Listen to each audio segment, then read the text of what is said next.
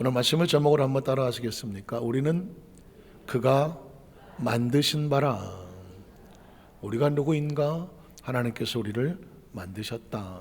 우리는 그가 만드신 바라. 이런 제목으로 말씀의 은혜를 나누기를 원합니다. 인간의 정체성, 인간이란 어떤 존재인가? 우리는 어떤 존재인가? 나는 어떤 존재인가? 도덕과 윤리를 적인 측면에 바라보면 이거 어떻게 얘기해야 돼? 인간은 존재적으로 도덕과 윤리의 잣대를 갖다 대면 이건 어느 누구도 도덕과 윤리를 때까지 정확히 지키며 살아왔다고 말할 수 있는 자격이 없잖아요. 누가 도덕과 윤리 앞에서 나는 한 번도 도덕과 윤리를 벗어난 적이 없습니다. 말할 사람이 없는 거죠. 그래서 도덕과 윤리를 갖다 대면 심지어 법이라는 잣대 앞에서도 난 사람을 죽이지 않았어, 난 살인자가 아니야 하더라도 사실상 우리는 얼마나 많은 가슴 아픔과 양심의 가책 속에서 도덕과 윤리를 잣대, 법적인 잣대를 갖다 대면은 어느 누구도 나는 의롭다고 말할 수 있는 존재가 아닙니다. 그래서 그냥 도덕과 윤리적인 측면으로 보더라도 아이고 내가 참 죄 가운데 살았구나 이럴 수밖에 없는 존재가 인간이거든요. 그런데 하물며 영적인 측면을 갖다 대면 하나님의 관점에서 바라볼 때 하나님을 믿지 않는 것이 죄인데 알았다고. 가끔씩 마이크가 얘기를 걸어와요 이게. 자, 여러분 영적인 차원에서도 마찬가지입니다. 우리가 하나님을 떠나면 그 전제가 죄거든요. 어쨌든 그래서 성경은 우리에게 존재적으로 어떤 존재냐? 본질상 죄인이고 하나님의 진노의 대상이라는 표현을 씁니다. 그래서 지난 시간에 에베소 2장 3절에 보면 이렇게 말하죠. 전에는 뭐냐면 예수 믿기 전, 예수 믿고 난 이후, 예수 믿기 전에는 우리도 다 그 죄 가운데서 우리 육체의 욕심을 따라 지내며 육체와 마음에 원하는 것을 하여 하나님이 원하시는 것이 아니거든요. 다른 이들과 같이 하나님 믿지 않는 자들과 같이 본질적으로 누구의 자녀였더라? 본질상 진노의 자녀였다. 진노의 자녀였다는 것은 심판의 대상이다. 그런 의미를 가지고 있는 거거든요. 그러니까 우리가 누구인가를 성경은 정확하게 이야기를 하고 있습니다. 놀라운 일은 지난 주일날 사부에 어떤 일이 있었냐면 조 목사님 설교를 들었는데 소리가 나질 않았어요. 어떡하지? 기계적인 어떤 오류가 다가왔어요. 근데 저는 개인적으로는 이런 돌발 상황을 즐겨요. 돌발 상황을 왜 즐기냐면 뻔하지 않잖아요. 이런 상황이 벌어지면 이제 성도들이나 제가 어떤 그 게임의 리더를 하거나 이렇게 하다 보면 다들 집중을 하죠. 저 사회자가 또는 저 목사님이 이 상황을 어떻게 극복할 것인가 라고 지켜본단 말이죠. 당황할 것인가, 얼굴이 빨개가고 어떻게 할 줄을 모를 것인가, 다양하게 추측할 수 있잖아요. 근데 제가 이제 어렸을 때 기타를 치면서 게임 리더를 많이 했어요. 예전에는. 그러다 보니까 돌발이 많이 벌어져요. 그때 돌발적인 상황에 처음에는 당황했겠죠. 그런데 이제 돌발이 벌어지게 되면은 그 상황을 이제 역이용할 수 있게 되는 상황까지 가게 돼요. 그러면 이제 오히려 더 재밌어지는 상황이 벌어지는데 지난 4부 때는 정말 당황할 수밖에 없는, 예배는 시작됐고 목사님 설교는 이제 영상이 돌아가는데 소리가 나지를 않았어요. 암만 기다려도 복구될 상황이 되질 않아요. 그러면 이제 이걸 어떻게 하게 될 것 같아요? 제가 끌고 가야 되잖아요. 그래서 일단 올라와서 찬양을 부르고 한 70명 성도들이 모였는데 그때 딱 그때 주시는 게 성령의 인사이트예요. 갈보리산 위에 십자가에서 찬양을 부르다가 성령 다 일어나셔서 다 같이 나와라. 그리고 예수님 당시에 예수님께서 산 위에서 설교하시고 말씀을 전하실 때에 그 밑에 사람들은 바닥에 앉거나 아니면 서서 말씀을 들었을 거라고요. 마치 그런 장면과 같아서요. 70명 성도들이 다 서서 제가 설교를 하고 서서 찬양하고 하면서 서서 동성기도를 했어요. 그런데 그렇게 예배를 드렸는데 어떤 성도 한 분이 목발을 짚고 들어오셨잖아요. 목발을 쳐도 뛸 수가 없었대요. 다리가 너무 아프고 통증이 있어갖고. 그래갖고 겨우 나왔어요. 근데 그분도 목발을 짚고 여기까지 나와서 서서 앉아 있어도 되잖아요. 목발을 짚고 왔는데. 그런데 와서 한 20, 30분 같이 통성기도를 했을 거예요. 끝나고 나가는데 보니까는 그분이 안 가고 와서 목사님 저 치료받았어요. 목발이 이거 아파갖고 목발을 뛸 수가 없었는데 목발을 집어 던지고 이제 막 걷는다고 막 들라고. 우리 감사의 박수 한번 하겠습니다. 그래서 난 사실 지금도 난 안 믿어져. 물론 이제 조금이다마는 그분은 얼굴이 너무 깜짝 놀라갖고 그런 표정이. 근데 정확한 상황을 제가 이해를 잘 못했어요. 다리에 기부스를 대고 있고 보조기를 대고 있고 막 이런 상황이라서 뭐가 어떻게 났다는지를 제가 모르겠는 거예요. 근데 제가 나중에 자세히 알고 봤더니 목발을 짚지 않으면 다리에 통증이 있어서 신경을 건드려서 걷지를 못해갖고 그냥 이러고 왔는데 나갈 때 보니까 목발을 안 짚어도 하나도 안 아팠다 그러면서 막 본인이 막 흥분해서 하고 제가 또 한 번 기도할 때 보니까 뭐 저쪽에서 박수 교육자들하고 뭐 박수를 치고 막 이런 모습이 있더라고요. 전 그 상황을 못 봤거든요. 그래서 때로 하나님께서는 예상치 못한 상황 가운데 하나님께서 우리에게 주시는 은혜가 있어요. 자, 이번 주일날 간증을 하나 하려고 하는데 어떤 성도님께서는 그 성령 대망이 또 기도하는 동안에 제가 이제 정확하게 상황을 좀 해보였지만 그 기도하에 저기 하기 전에 시아버님께서 췌장암 말기라고 해갖고 뭐 거의 뭐 큰 암덩어리가 발견이 돼서 췌장암 말기면 거의 손 쓸 수 없거든요. 보통 다른 암보다. 그런데 그 성도님이 제가 나중에 보니까 그 성도님이야. 그 집사님이 성령망회 때 막 눈물 흘리면서 방송헌금이라고 가져오셨는데 거의 울면서 들어와서 왜 그러시냐고 막 그랬더니 하여튼 하나님께서 마음에 감동을 주셔서 눈물로 드리라는 소원이 있어서 드립니다. 그래서 난 그냥 무슨 내용인지도 잘 몰랐어요. 그랬는데 어제 제가 신반 보고서를 보니까는 성령대망회 3월 15일 날 끝났는데 3월 15일 날 그분이 그 진단을 받고 다시 점검을 했는데 그게 안 보인다 그러는 거예요. 그게 안 보인다는 거예요. 하나님 우리 감사 박수하고요. 자세한 내용은 제가 조금 더 자세히 알아서 제가 주일날 한 번 더 지금 고난의 또 다른 이름에 대해서 말씀을 나누는데 이번 주일날 제가 자세히 더 설명을 드리기로 하고요. 어쨌든 지금 같은 상황도 우리가 본질상 진노의 자녀라고 하는 것은 하나님의 선을 벗어나면 하나님은 정품을 만들었는데 뭐가 되느냐? 불량품이 되는 거거든요. 그래서 그렇다고 하면 이런 불량적인 존재가 어떻게 정품이 될 수 있을까? 오늘 성경은 그 얘기를 하고 싶어 하는 거란 말이죠. 근데 아까 보니까는 마이크 선을 뽑으니까 지금 소리가 안 나요. 우리의 삶의 현장 가운데 어떤 조치가 있어야 불량품이 정품으로 돌아오잖아요. 오늘 그 이야기를 성경은 우리에게 말씀합니다. 오늘 첫 번째로 구원의 3단계의 모습을 한번 살펴보겠습니다. 오늘 성경에서 말하고 있는 구원의 3단계의 모습인데요. 6절에 보면 이렇게 말합니다. 또 함께 일으키사 하겠습니다. 5절에 보면 alive라는 살리사라는 말이 나와요. 처음에 마치 죽어있는 사람이 눈을 떠야 살잖아요. 첫 번째 단계는 눈을 뜨고 의식이 돌아오는 것처럼 alive, 살리다. 두 번째, 일으키시다, 일으키다, raise up 하는 거예요. 일으키는 거예요.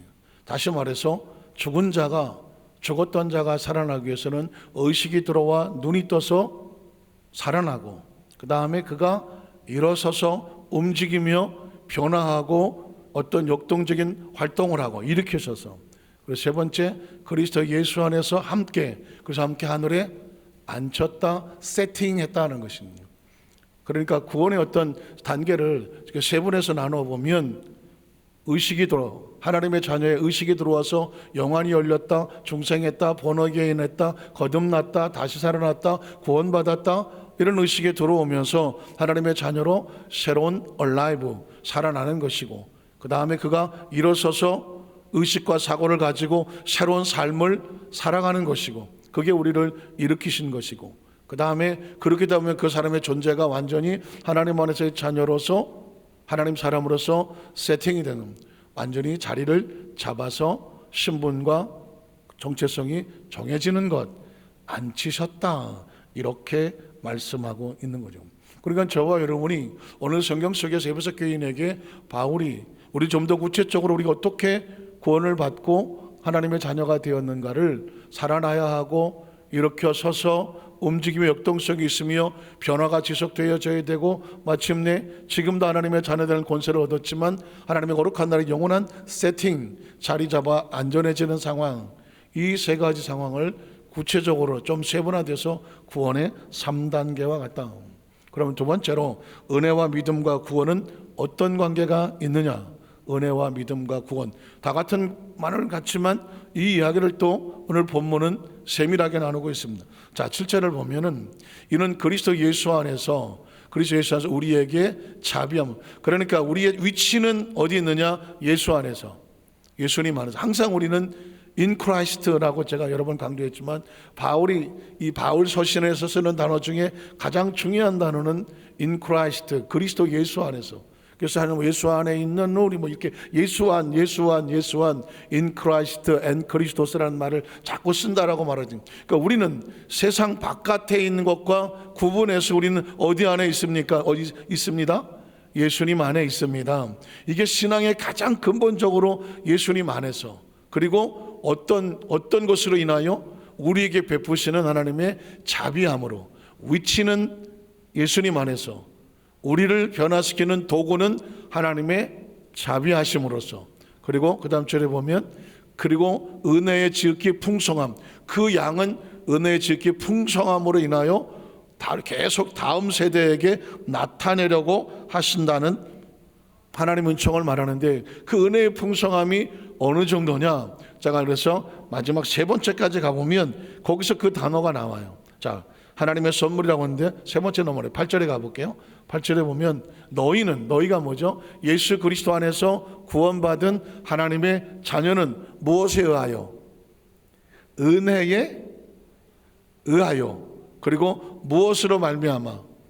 믿음으로 말미암아. 무엇을 얻었다? 구원을 받았다. 자, 그래서 은혜와 믿음과 구원의 관계는 뭐냐?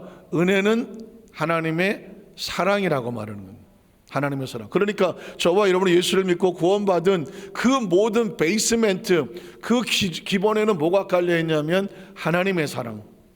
그러니까 창조주가 피조물을 자기 백성을 사랑하시고 도로 찾으려고 하는 하나님의 사랑이 우리를 구원을 얻게 하는 것이죠. 그래서 요한복음 3장 16절도 영생을 얻는데 하나님이 세상을 이처럼 뭐하사? 사랑하사니. 그러니까 우리 한 사람 한 사람은 하나님의 사랑의 대상인 거죠. 하나님의 사랑. 세상은 우리를 사랑하지 않아요. 예수 믿기 전에 죄 속에서 같이 어울려 살았을 때는 세상은 우리를 사랑했어요. 그러나 우리가 예수를 믿고 하나님의 자녀로서 세상과 등질 것을 선포하고 난 다음에 세상은 저와 여러분을 더 이상 사랑하지 않아요. 예수 믿지 않는 친구들이 나를 자꾸 불러낸다. 술 먹는데 불러내고 어디 가면 자꾸 불러낸다. 요건 좀 생각을 해보셔야 돼. 물론 예수 믿지 않은 사람과 구분해서 뭐 이렇게 막 끊어라는 아니지만 그 사람들이 좀 잘못된 짓을 하는데 우리를 불러낸다고 하면 이건 자존심 상하는 일이에요. 예수 믿는 사람들은 그들하고 노는 것이 달라야 정상이에요. 제가 그 전에 얘기를 한번 했었잖아요.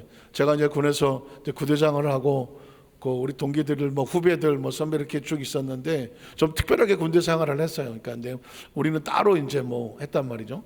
그러다 보니까 이제 좀 끈끈하고 제대하고 나서도 제가 이제 그 전에 강동에 담임 목사할 때인데 아주 오래간만에 거의 꽤 됐죠. 뭐 수십 년 만에 모처럼 한번 모인다고 해서 거기 뭐 우리가 뭐 저 강동보다 좀 밑에 내려가서 모였는데 호계동인가 무슨 동인가 어쨌든 모였어요. 남양주. 거기에 뭐 과수원 집에 뭐 갈비가 그렇게 맛있다나 거기서 한번 만난다고 그래서 보고 싶기도 하고 그래 한번 가자 갔었어요.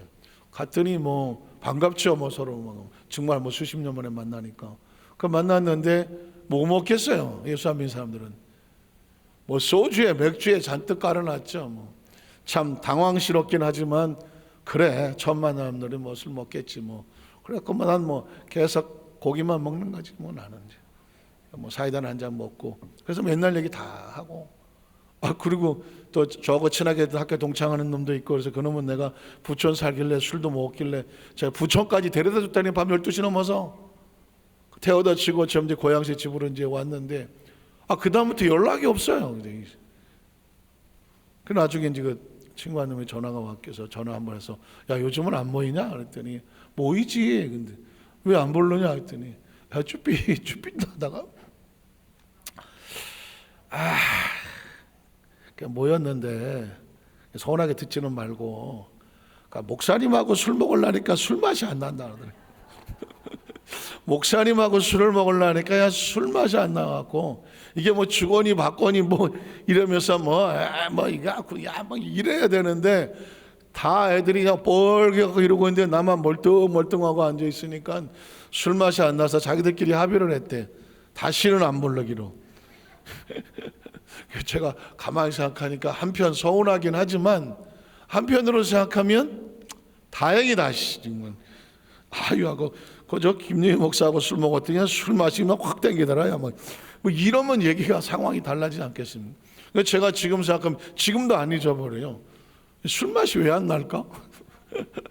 어쨌든 간에 저로서는 천만 다행인데 이런 이야기도 있어요. 어느 정신병원에 있는 계신 분들이 투표를 했대요. 그랬더니 어느 의사가 인기도 1위로 최 많은 표를 얻어서 1위가 됐어 대상에. 그래갖고 뭐 이 의사가 내가 환자들한테 이렇게 인기가 있나? 막 인기가 있어갖고 그 다음부터 이 사람이 막 싱글벙글로 다니네. 다른 의사들은 마음이 한편 서운한 거예요. 아니 똑같이 뭐 잘해준 것 같은데 왜 저 의사만 저 환자들이 저렇게 인기가 있고 저 사람을 좋아하지? 그게 조금 서운해서 한번 물었답니다. 왜 당신들은 저 의사를 그렇게 좋아하냐고. 그랬더니 그 정신과 치료를 받는 분들이 이렇게 말하더래요. 다른 의사들은 우리하고 좀 다른데 저 의사는 노는 게 우리하고 좀 비슷하다고. 이해가 안 가십니까? 저 의사는 뭔가 우리하고 비슷하더라니까요. 저분도 약간 상태가 이상한 것 같다. 그래갖고 우리가 저분을 만나면 동질성을 느끼고 친근감을 느껴서 우린 그분에다가 표를 줬다.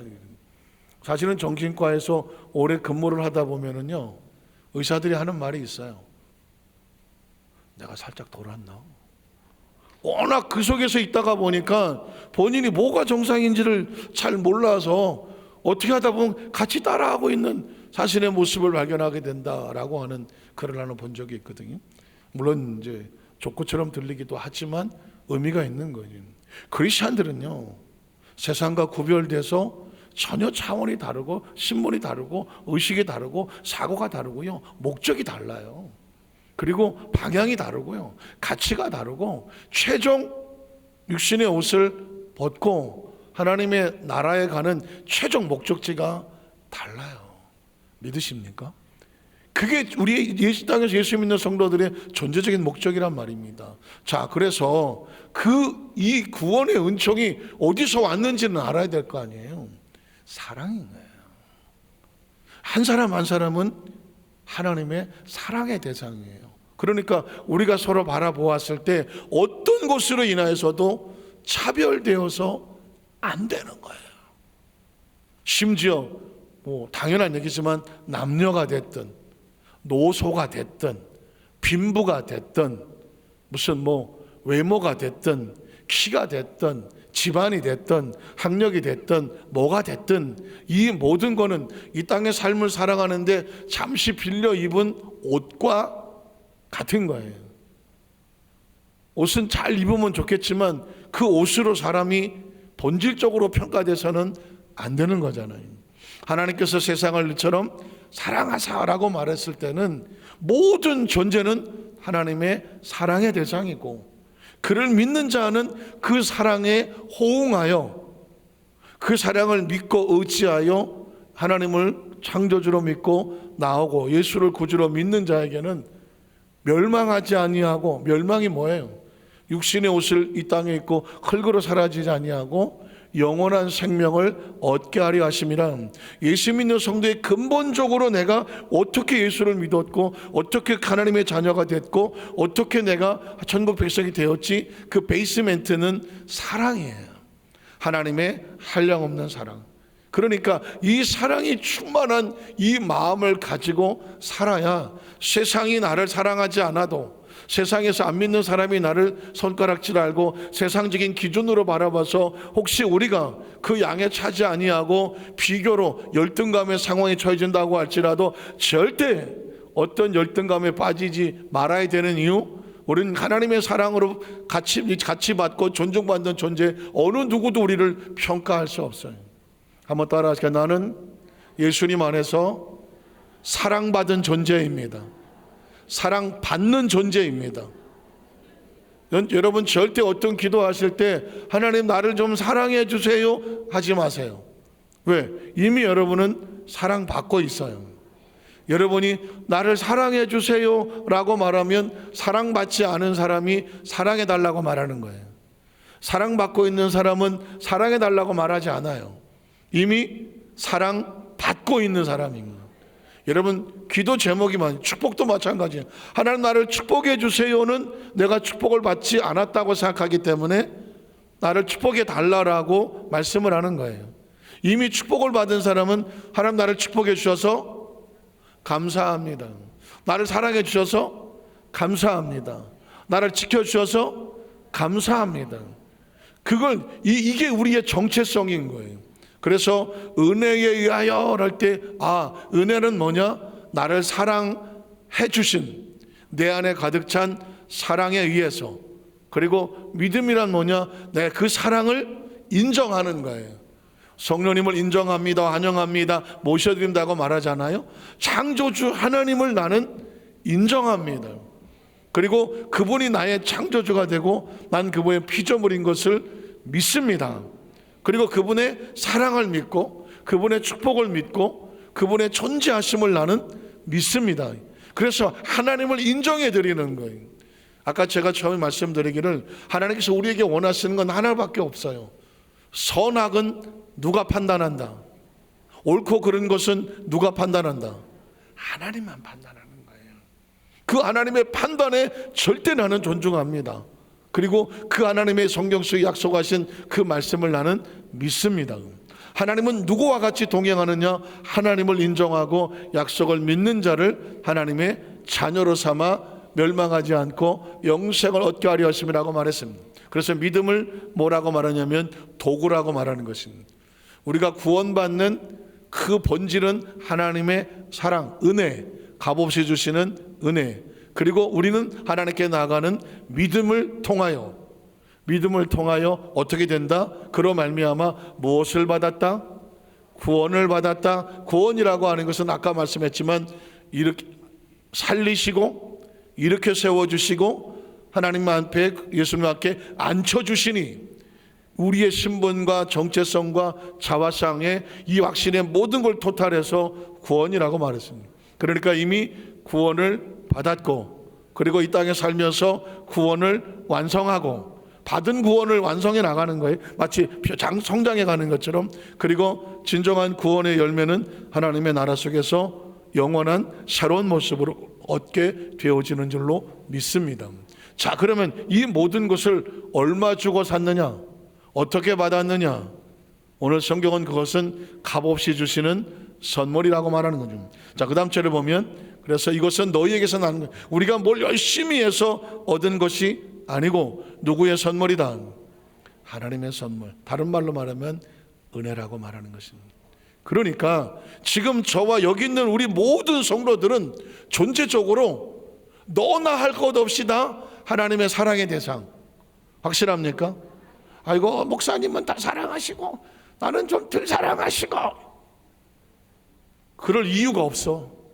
하나님 보시기에는 다 사랑의 대상이에요. 예수의 사랑으로 모두 똑같이.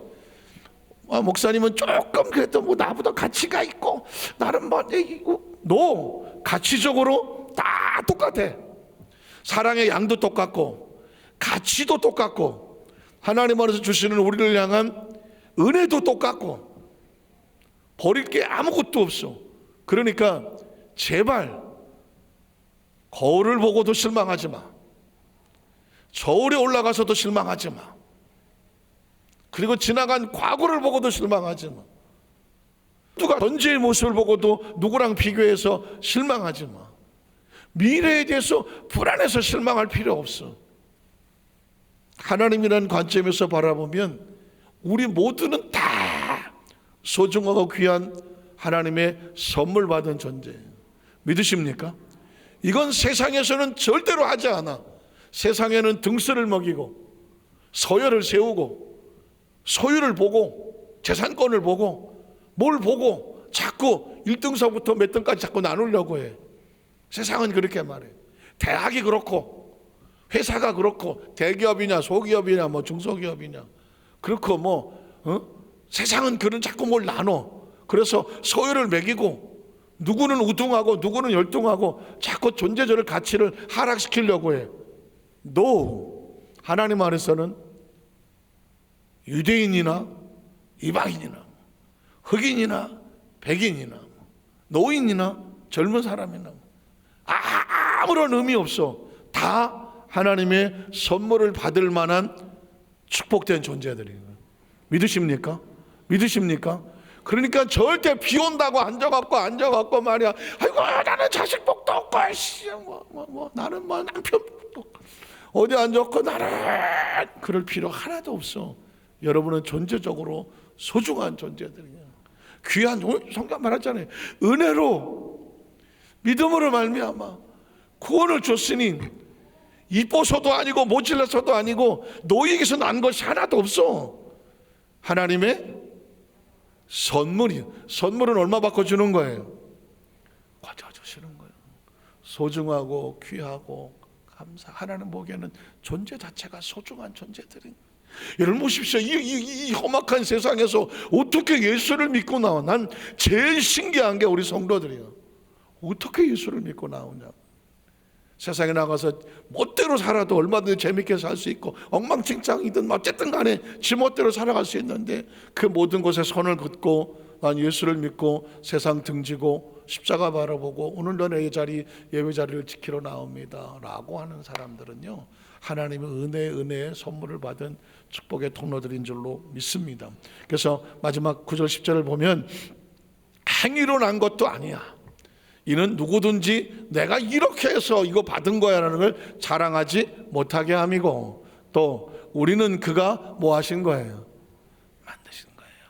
한번 또 나는 하나님이 친히 그 손으로 만드셨습니다.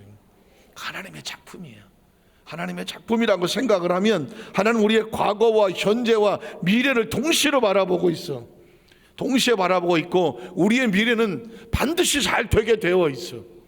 말씀을 정리하면서 생각해 보세요. 자, 예를 들어서 요셉을 제가 많이 말씀을 하지만 우리는 요셉의 과거를 알아요. 말씀을 읽으면 그 당시 현재도 알고요. 그리고 요셉의 미래도 알아요. 과거와 현재 미래를 동시에 보고 있어요. 그런데 3차원에 있는 우리는 시간은 일직선으로 흐르기 때문에 처음에 팔려 내려갈 때 요셉은 얼마나 두려웠을 거예요. 얼마나 무서웠을 거예요. 17살짜리가 남의 집살이를 10년 동안 보디발 집에서 할 때 요셉은 날마다 울었을 거라고요. 날마다 울었겠죠. 남의 집살이 하면서. 뭐가 있어요?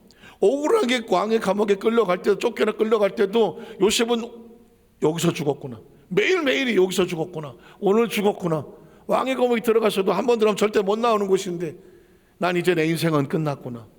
현실은 그래요. 그러나 그의 미래를 보자고요.